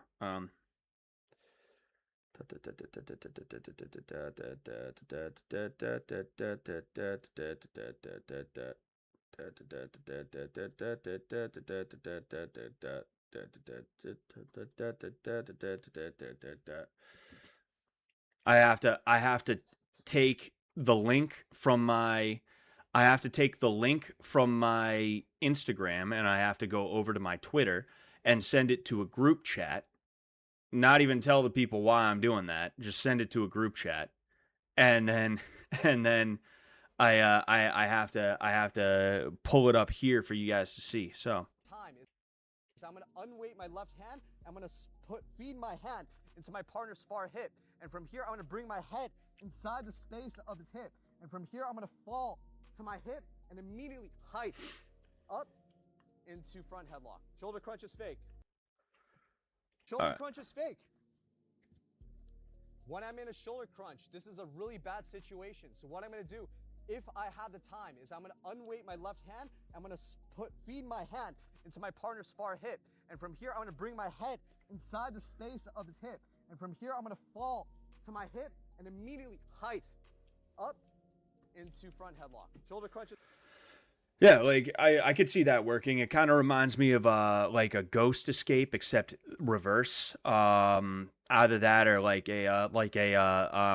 just call it a sit through. There's I believe there's another name for it. I forget what that name is, but you know, like I'll shoot in for a I actually did a reel years ago where I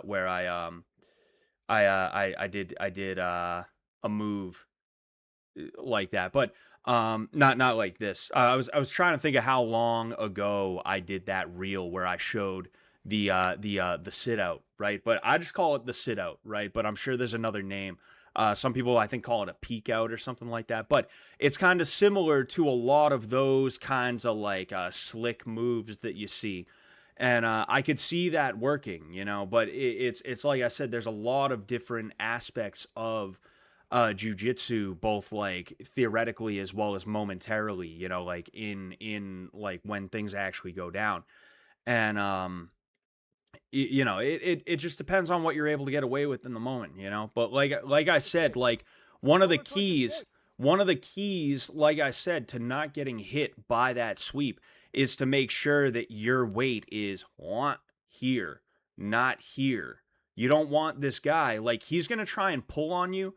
This is no gi. Like if you're that sweaty at that point, I have a hard time believing you wouldn't be able to just slip out of that, you know, given the right set of circumstances. But like again, like it really depends on you not being pulled into the sweep. If you can sink your weight down and not play ball with this guy, that's going to be half the battle right there. You know, you can crunch my shoulder all you want. The bottom line is, you know, the bottom line is like, you need me to go from here to over to there, you know?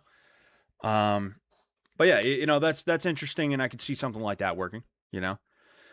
Jiu-jitsu is the nerd's combat sport. Yeah, it didn't used to be. When I got in, you know, somebody on it was Shoju, the space ghoul, somebody who used to come in here every now and again as well. He he asked me what the sport was like when I first got involved in mixed martial arts, and it was not a nerd sport yet. Somebody described MMA in its current form as like a sport for CrossFit guys, and it's like, actually, yeah, that's a really good way to explain it.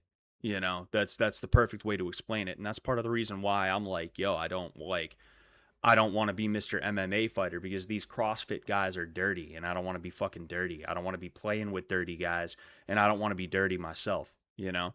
But like, it used to be a rough and tumble, like, we only call it the gentle art because we're not beating the hell out of each other, but even then that's negotiable, you know? I might hit you with a head tap.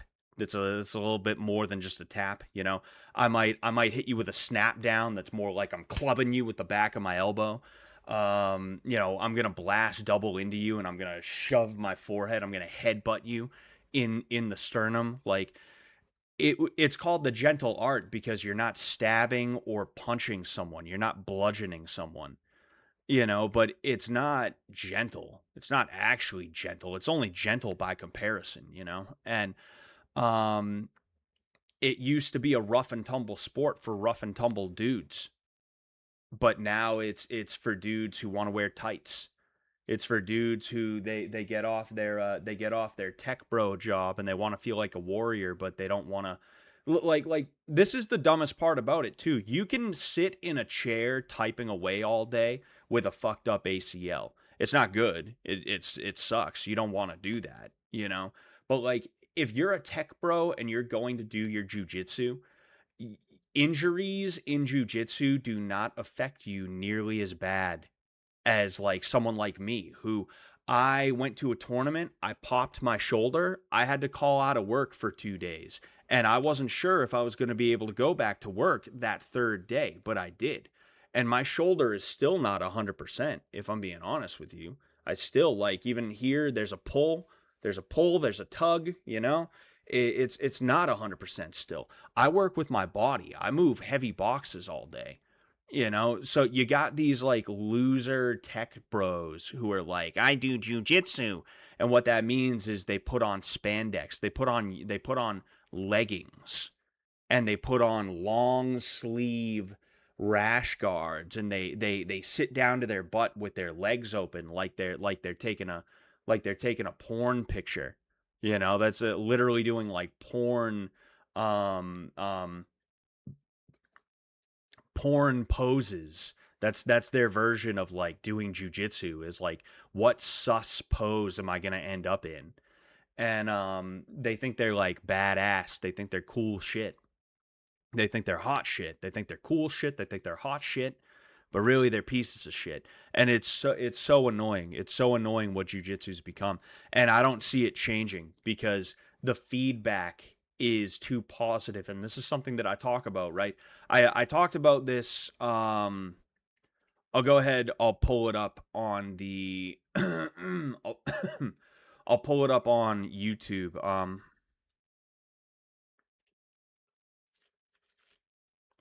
Un momento, por favor. Bada bing, bada boom. I tried to talk about this a couple of weeks ago, and then I took the opportunity to talk about this in one of my classes recently, right? Bonk. I can pick him up when I have my center of gravity underneath me. Imagine I'm trying to lift up like a box or something like that. I would want it like right underneath me. I'd bend down like this and I'd pick it up. I might, 1, 2, up. Oh my God. He takes this. You can hear the kid that I picked up. He's like, oh my God. This is already really awkward for him. Maybe I try to turn into him, but he's got this thing right here and he's pulling it towards him. All right, I would 1, 2. You see what happened when I did that, right? He went. I'm gonna let it play through. Oh, he's over there. If I can just across. All right. I'm now not underneath him anymore. I have his leg. 2, I have this clamping down on the back of his head. And 3, I have this clamping down on his back. Really try as hard as you can. So the reason why I showed you that is because that is the way you should do an armbar from the bottom. If you're to go for a triangle, you should do something similar. You should try your best to get your weight over to one of the sides, specifically the side that you're actually attacking, right? Now, one thing you see in modern jiu-jitsu is these dudes, instead of getting their weight over to the side, what they do is what this woman did, which I don't even think she has a triangle choke like locked up, but she definitely has a leg over one side, and she would lock up the triangle if she was able to in that moment. Instead of her hooking a leg and getting into what some people would call a K guard or an approximation of a K guard, she decided she would keep her body right out in front of this guy, where his center of gravity was able to be utilized against her. She was underneath his center of gravity, and because of that, she was able to be picked up and boink. That's what happened. And the reason why that happens a lot in Brazilian Jiu-Jitsu today is because in most rule sets, you're not allowed to slam somebody. If you pick somebody up, you have to place them down very, very softly. Even if you don't slam them, if you go towards the ground too quick, you're liable to get popped, DQ'd for slamming. It's just not allowed. And because of that, what you have are people who are able to win utilizing triangle chokes and arm bars from the angle that this woman who just got dropped on her head do it from. And because there's no slams, these people don't get slammed, they win. And because they win, they assume not only did they not do anything wrong, in fact, they did everything correct. They did everything right. They did everything they were supposed to do. And because of that, the technique is almost kind of lost. It almost becomes like lost knowledge.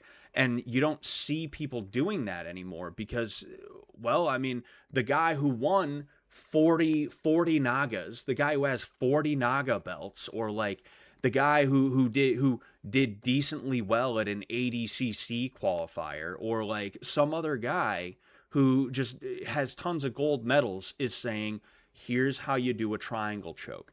Meanwhile, there's people like me who I have a silver medal from a time that I popped my shoulder. The only reason I kept this is because I decided to keep going and I'm proud of myself. Instead of being like, ow, my shoulder, I quit. I kept going even though my shoulder popped, you know? I'm proud of that. So I kept that, right? Because this is the only jiu-jitsu medal that I have to show, and it's not even a gold medal. People are gonna, and I've had this happen before when I've talked about jiu-jitsu stuff. They say things like, what tournament have you won? What tournament has this guy won? What has this guy ever won? Huh? And it's like, I can tell you I've never been fucking slammed like that before. I could tell you that's never happened to me before. You know why? Because I do it the right way. I don't do it the way that wins me gold medals in tournament formats that are not realistic. I don't just try to compete under a tournament rule set. I try to make sure that I am as lethal as I can be in a real fight. That's what I focus on. So I'm sorry that I don't have a fucking Pan Am's gold medal sitting behind me. I'm sorry that I don't have an IBJJF Worlds medal sitting behind me right now. The fact is, a lot of people don't fucking do it right, including purple, brown, and black belts. A lot of you motherfuckers are not doing it right, and no amount of medals, no amount of me being 1 and 2 in amateur mixed martial arts is gonna make me incorrect about what I'm talking about. It's just the way that it is, you know. Excuse me, you know, and that's one of the things that annoys me about BJJ nerds is these dudes who train like 2 or 3 times a week who they've never been in a real fight. They've never been in an MMA fight. They go and they compete at a tournament and like maybe they get a triangle choke victory that only happened because they weren't allowed to be picked up and slammed. You know, they think they're hot shit now. And it's like, you know, go fuck yourself. Go fuck yourself, Cuffy. Go fuck yourself, Cuffy.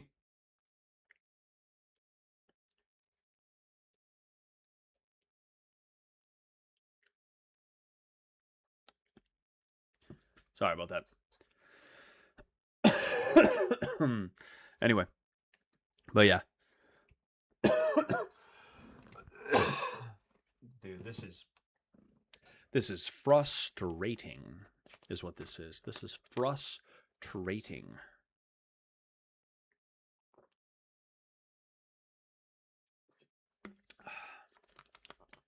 Man.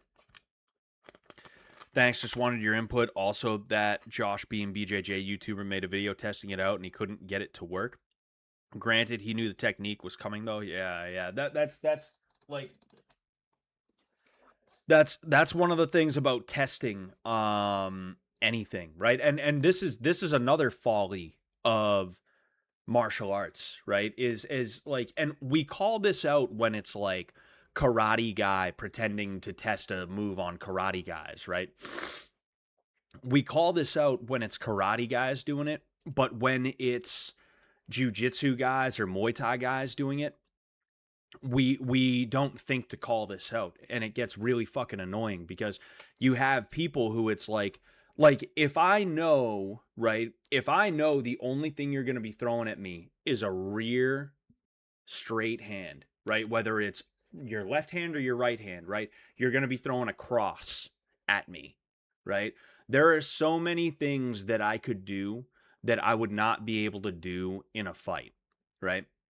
And this is a problem that we have in the MMA world where, like, you see dudes, and look, it's cool to do something fun every now and again. It's fun to bust out the crazy moves that may not exactly be high percentage, if they're any percentage at all, right?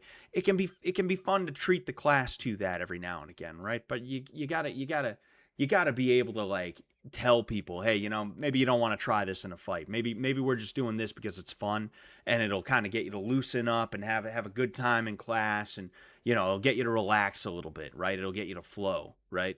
That conversation needs to happen sometimes.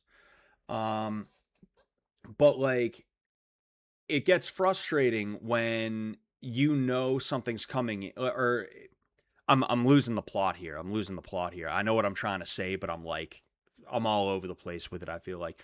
the bottom line of what I'm trying to say is, like, we call it out when it's karate guys who it's like they know a punch is coming in and that's the only punch that's coming in, that's the only attack that's coming in. So it's easy for them to pull off that bullshit move, especially because that guy, when he throws his cross, he's, ha, 1, 2, 3. That's when he pulls it back, is after counting to 3 in his head or something like that, right? It's real easy for that to happen. We don't call that out when it's jiu-jitsu or Muay Thai or MMA or boxing or anything like that. And because of that, a lot of people get bad ideas, or they make assumptions, you know? It's like, for instance, I was showing a way to control someone from the top position, right? You can see this in Mirko Cro Cop versus Vanderlei Silva, right? The second one specifically. Cro Cop worked on his ground game a little bit, and because of that, he learned how to control Vanderlei Silva from the top position. And what he did was he took his elbows and he isolated the legs, and he took his forehead and he put it into Vanderlei's sternum. And because of that, Vanderlei had a hard time doing anything. He had a hard time moving. He just was not, like I'll even look it up, right?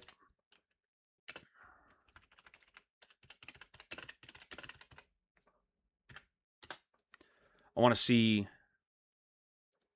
what the fuck. There we go.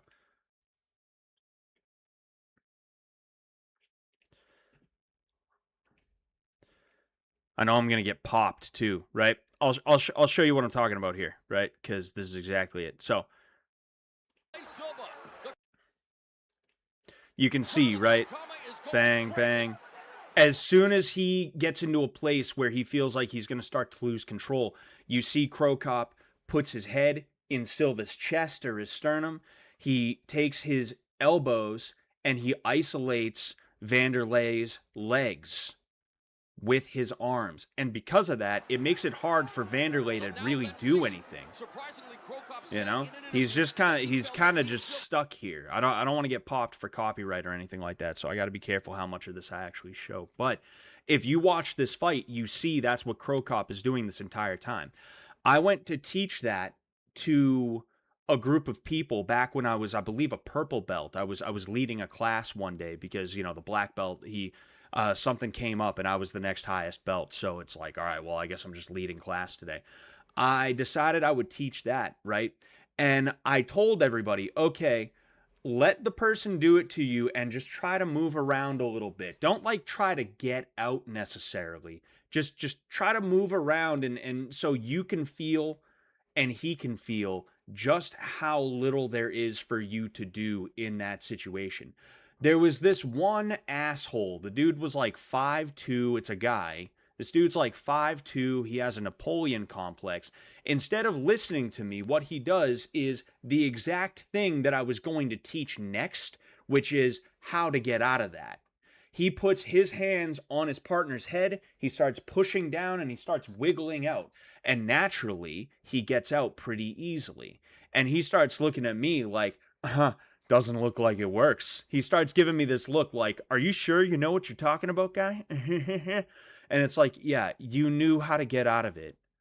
I said, hey, don't try to get out of it. Just move around a little bit so that the partner feels what it's like to have somebody stuck in that position.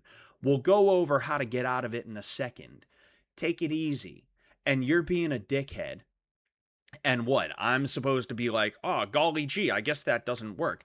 I've seen it work in fights. I've used it in sparring. You're a dummy. You're a fucking asshole. Get out of my face. And luckily, this guy stopped showing up, you know?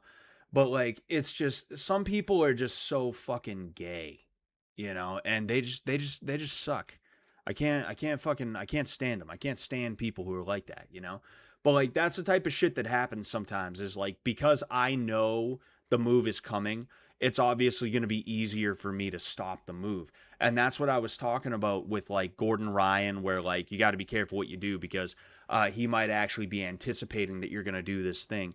And because of that, he might make a move in which he was, like, prepared for you to do that thing, you know? It's kind of similar. It's kind of the equivalent, you know? Oh, fuck, man. Anyway, you can definitely go too hard in the grappling. Oh yeah, for sure, 100%. I have had one major injury from an MMA fight, and that's because I did not learn how to kick properly before I had my first MMA fight. I dislocated my knee. Other than that, every injury that I have ever had has been from jujitsu. You know, I've been in situations where like I collided knees in my last fight in 2019. That was an injury that made it so that I couldn't continue the fight, but I was like perfectly fine otherwise. Like I was limping around for like a week or two. And the swelling was going down slowly and I was a little stiff, but like it was just like, like it's just freak accident that happened. There was no actual legitimate long-term damage. After a week or two, I was basically fine, you know? Um, Other than that, though, it's like I said, like fucking my shoulder, popped it, still not completely good. That guy that I was talking about, he's 5'2". He neck cranks me one day. We're blue belts. No, not even. He's a white belt. I'm a blue belt, and we're doing gi jujitsu. And he fucking neck cranks me as hard as he can one day, and my fucking shoulder. It wasn't like my shoulder. It was like kind of close to my spine. I feel a pop, and like I can't move my neck this way for like the weekend. It was on a Saturday morning. I was good by like Wednesday of that week, but it's like that's a scary injury to get, man. It's like holy fuck. What's going on, Sam of Anarchy? Hope you're doing well. The thing with Crow Cop, he was not a ground guy. He had to learn that a lot to keep up with grapplers in MMA because he's primarily a TKD kickboxing practitioner. Yeah, they ascribed to him what would become known as the archetype of the sprawl and brawler, right? That's one of the fun things about MMA at first was that you had different archetypes. You had like boxer, wrestler. You had sprawl and brawl. You had you had freestyle fighter. You had like shit like that. Dudes who would like that would just be kind of the way that they fought. And Crow Cop was like he definitely wasn't the first, but he was one of the guys who in the early days really he learned how to sprawl, he learned how to nullify ground games so that he could force the fight towards his strength, which was the kickboxing, you know? So like that's the thing with Crow Cop is that he was good with making sure that any ground game that he learned and got really good at would be something that would help him to guide the fight back towards his strength, or at the very least make it so that it didn't get any worse than it was. And that's exactly what that was right there. Was okay, he's hitting the ground and pound, he feels Vanderlei start to go to work, bang, he stabilizes, he solidifies the position so that Vanderlei can't do anything. And then when he feels safe again, he starts doing more ground and pound. Which is actually like, from a technical standpoint, good ground and pound, really. But like he wasn't known for like a robust ground and pound. That wasn't the place he wanted to be. Oh man. I'm not gonna lie, I wasn't sure if we would make it. Excuse me. I wasn't sure if we would make it to 2 hours today. The fact that I was so like fucked up over the last week, and I'm still kind of fucked up today. As you guys can see, I'm coughing every 2 seconds. And then also the fact that I hadn't streamed in a week, I kind of anticipated I'd be a little rusty, but like I'm not doing bad. Not that my streams are like anything special in the first place. It wouldn't surprise me if we haven't even broken 100 views. Yeah, we have 74 views total. We have 3 concurrent views right now, and we didn't even break 10 peak concurrent. Like my shit is continuing to just do that, and I appreciate all of you guys for being here. I appreciate all you guys for being here, and sticking with me. I as I kind of close the book on this, I don't know when exactly the last stream's going to be, but it'll probably be sometime over the summer. I'm gonna try to think of something that I can do. Something that I can do to kind of make that last stream nice, special. But yeah, we'll see.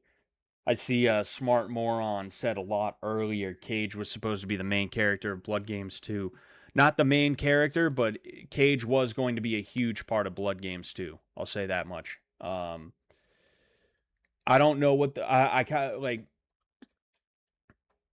It's not my place to be talking about what people tell me. I've asked a couple of people and they've told me that like maybe Blood Games 2 could happen, but it probably wouldn't be like the near future. But I don't know, like, hey, we'll see. We'll see, It would be nice to get Blood Games 2 in. The thing is, if it's too far in the future and if I've left the e-boy thing behind for too long, it's like, well, I mean, I don't know. I don't know if I could come back like that. It's when it's time to get a move on, it's time to get a move on. What are you gonna do? It would be nice to get one last hurrah though, and that's what Blood Games 2 was supposed to be for me. Was I kind of saw the writing on the wall. I saw that Fish Tank was going in a different direction, and I was like, oh well, I could get on Blood Games 2. I got on Blood Games 2.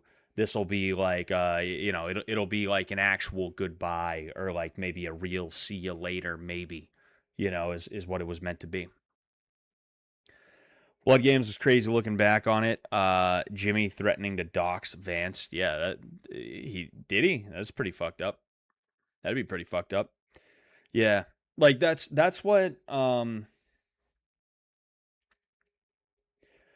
I think that's what Fish Tank needs, because if I'm being honest with you, I see the stuff that people are saying on Twitter, and I don't know if it's true or not, but like it seems like a lot of people are not too happy with what's going on with like Fish Tank lately, whether it was the last season or if it was the most recent season, or if it was like what they're doing with the whole streaming thing, the whole sprinter van thing.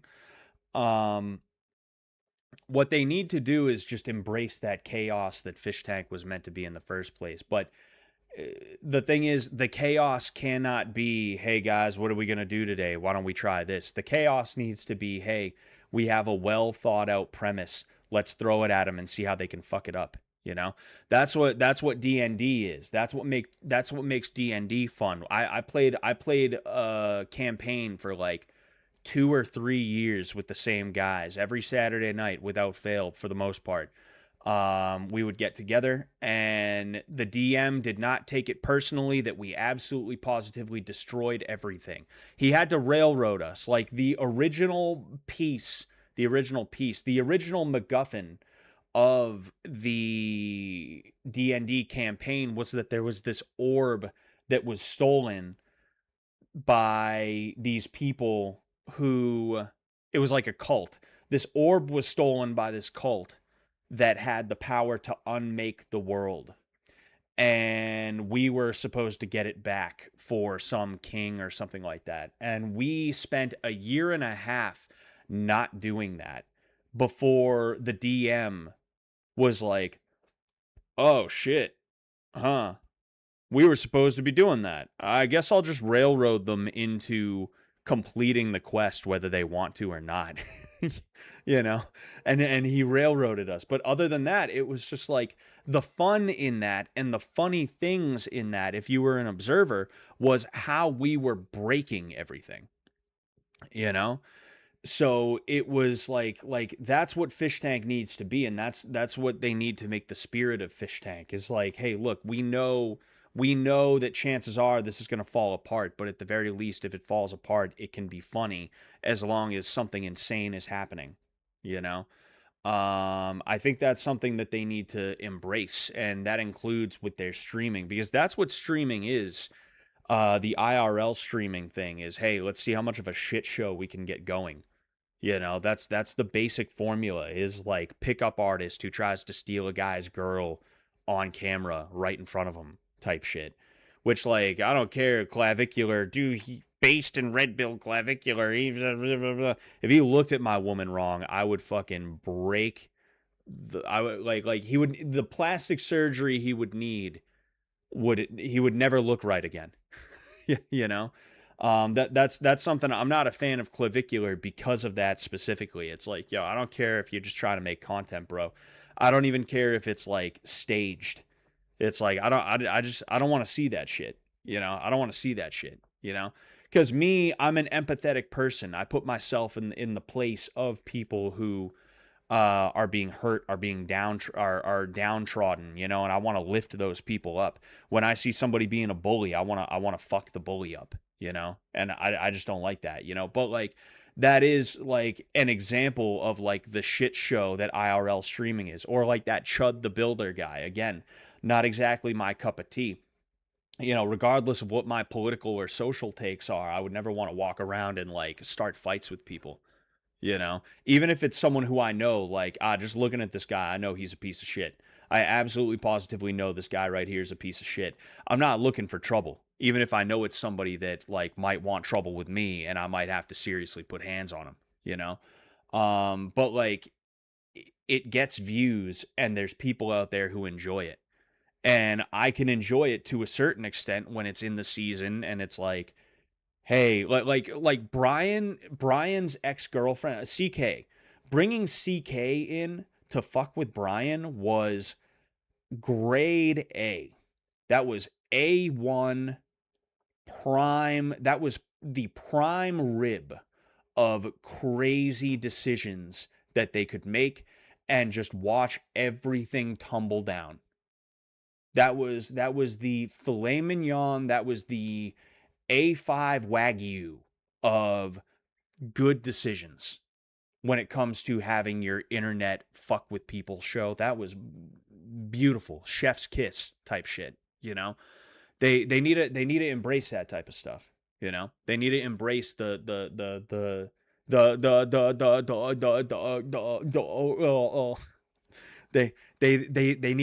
to embrace the wildness, you know? They need to embrace it.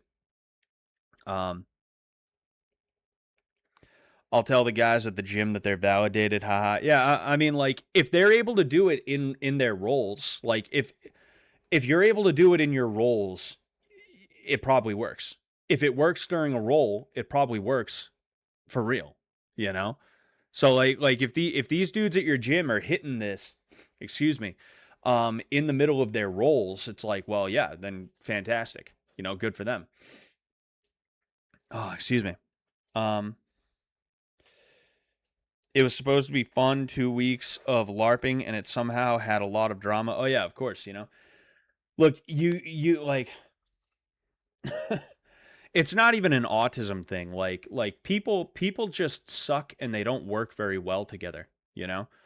And I love everybody who was involved with Fish Tank and Blood Games and everything like that. I'm not saying like that those people suck, but like when it comes to getting different personalities around each other, especially when you have people who never really were able to put their egos aside at like in a meaningful way in their lives, when you're in a situation like that, there's gonna be a lot of shit, especially because like camping is fun when it's like a night or two.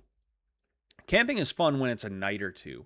When you have these 6 people who are camping out, sleeping on hard surfaces in the middle of the humid, people don't realize this about New England summers. They are humid. They are hot and humid.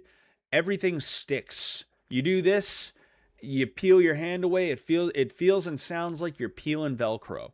You know, that's how sticky it gets. These people were not having a good time. It was supposed to be a good time, and like there were definitely points where they were not having a good time, and there were definitely points where, because they were kind of being shitty because they were not having a good time, we started to not have a good time, and we maybe took some stuff out on each other, you know, like fucking like Ty hitting people with ketchup, you know. That was definitely a cathartic move. Ty had some shit going on in his head, and he needed to find a way to let that out, so he started hitting us with ketchup. It's like, all right, that's fine, you know. There were points where we started whacking people a little bit harder than we maybe should have, and maybe when someone was on the ground, we give them an extra whack with the foam sword, you know. There was that time me and Brian during the Metal Gear Vance thing, I think is what they were calling. Yeah, they were calling it Metal Gear Vance. Like I shot Letty, Brian shot Letty, Brian shot Letty again. He like unloaded on her with the full auto MP5. I didn't even realize that happened either. Like I had to watch that back for me to realize like, oh damn, he really let her have that.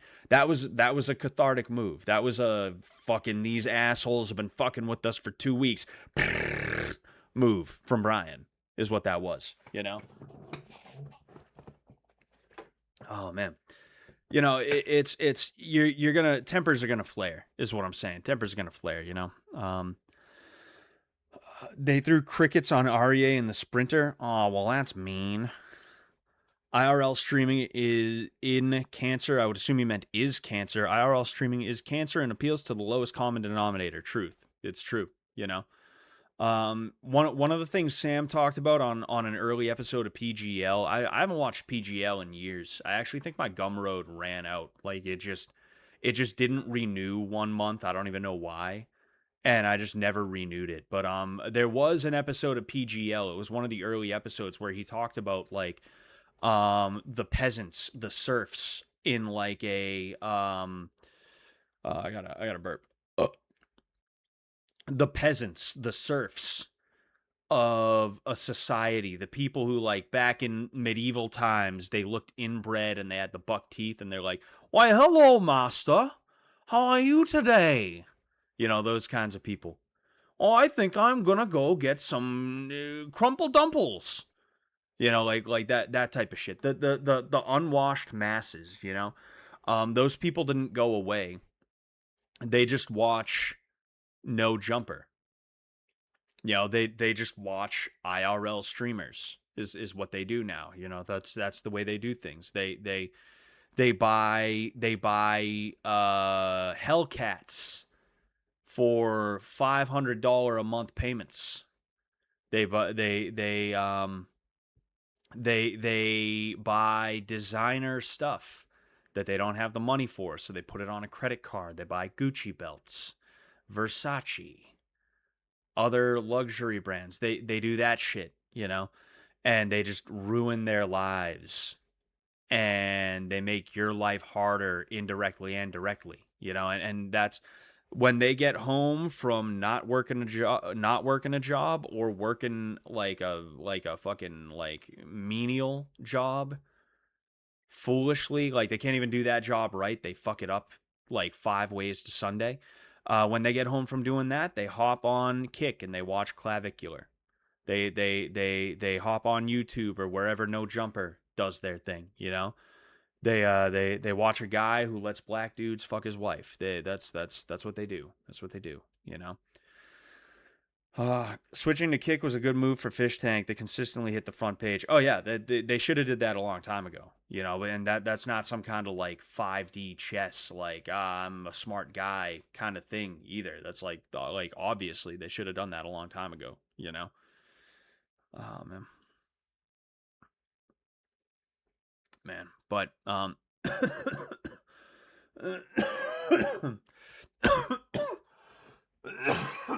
fuck. We got a little under 30 seconds before I get out of here. I'm not going to get out of here right at the 2-minute mark, but you know, I am going to get out of here on the sooner side. Again, I just want to say thank you to everybody who popped in today. Thank you everybody who's been here over the years. You know, as I you know, if there's one thing about my life that's always been true, it's that like I've always been right where I need to be when I need to be there, and I can only thank God for that. That's got nothing to do with me. It's got nothing to do with anybody other than Christ. You know, that's it. That is it, you know. And I've noticed there's times where like life like kind of transitions. I kind of transition, and it always seems to be right on time. I always seem to be right in the right place at the right time. And again, thank you God for that. You know, thank you Jesus for that. And I feel that I am in a transitional period in my life, and I hope whatever I move on to from here suits me. I hope it's what I need to be doing. I hope I don't fuck it up somehow, because I just because Christ is trying to guide you doesn't mean you're gonna actually follow. Sometimes you're gonna make a wrong move. You're gonna make a wrong turn at Albuquerque. But as I transition from one thing to the next, I just I'm gonna look back on this time and I'm gonna miss it. And I'm gonna miss talking to a lot of you guys. I'm gonna miss seeing you guys in the chat, the fun stuff, the funny stuff that was said. I'm gonna miss the good streams, like the the Jeopardy stream. I did a couple of Jeopardy streams. Being able to stream with like Taylor, who's like a friend of mine now. I'm actually going to be on PKA this coming week, by the way. Now that I think of it, I'm going to be on PKA. I don't know if it's going to be a partial episode or whole episode, but I'm going to be on in the beginning. I know that. So whether I'm on for the whole 4 hours or if I skedaddle after an hour or two, I will be on PKA. But having been able to stream with like my friend Taylor, having been able to stream with Shoe Nice and Goon. I like Goon. I don't talk to him all that much. I don't really watch his stuff, but I do see what he says on Twitter every now and again, and I'm like, hell yeah. Being able to meet the people that I've met, Brandon Buckingham, Harley Morenstein, Epic Mealtime, Froggy Fresh. I can remember watching Froggy Fresh when he was Krispy Kreme, like standing over a dude's shoulder at school while he's got his phone out and he's like, guys, watch this. This is the funniest shit. Having been able to meet that guy and share a meal with that guy,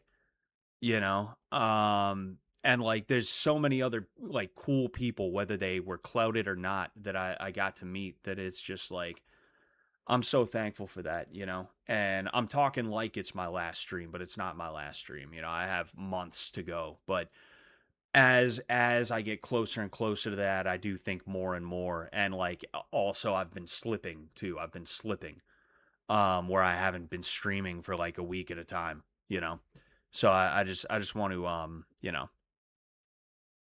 I just want to say thank you, everybody. And thank you, Sam and Jet and Ben too. Like if it wasn't for them, I wouldn't be in this place right now. And, I am really appreciative of that, It doesn't mean I won't ever be back either. And maybe because YouTube is a fun hobby for me, I go through phases where I'm like really into it and then I take a couple years off. This is like the 4th or 5th channel that I've had over the years, and it's the most successful one that I've had. No coincidence. But like, I don't know, maybe I'll come back in some form, but if I came back, it would most likely be a new project under a different name. Oh, excuse me. But, I'd probably say something on here. I'd, release a video and hopefully 2 or 3 people would see the video and be like, "Oh, that's what Scott's up to something now. Oh, why don't I go see what he's got going on, But yeah, bottom line is just thank you all. Nobody's saying anything crazy, so I think it is probably time for me to head on out. I already said it like 5 times, but I will say it again. Thank you very much for tuning in. I am going to try to stream sometime this week, maybe tomorrow, maybe Wednesday, most likely Wednesday, but if I can get one in tomorrow, I'll probably get one in tomorrow. And yeah, like I said, I'm going to be on PKA this coming week, so stay tuned for that. And yeah, I will talk to you guys later. Peace out. Suck Sullivan, don't mess with his load, or you will get undone. Spinning round and round, bleeding on the ground. Scotty Rocker, laundry killer, no remorse in this beamer. Fabric assassin, hood cleaner, coming for your Rasta queen. Rape on the washing machine, no use to fight back. MMA, knock your nigga head like a KKK. Hush your nigga mouth if you can't walk the talk. Smokes,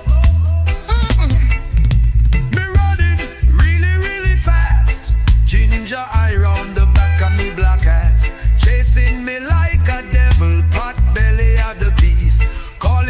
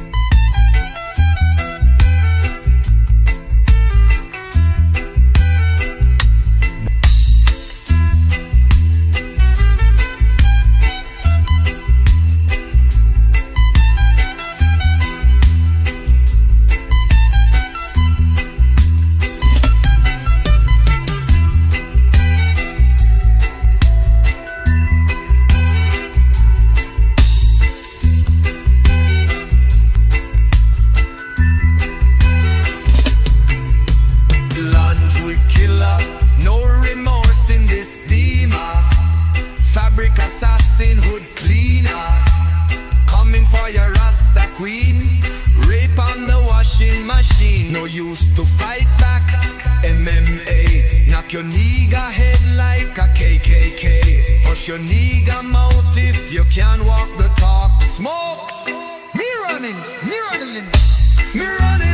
really, really fast. Ginger eye on the back of me black ass, chasing me like a devil, pot belly of the beast. Calling me a dickhead, there is no resist. Closing inch by inch, got me in a pinch. Modern day Scotty Rock a laundry lynch. Chasing me like a devil, pot belly of the beast. Calling me a dickhead, there is no resist. Oh!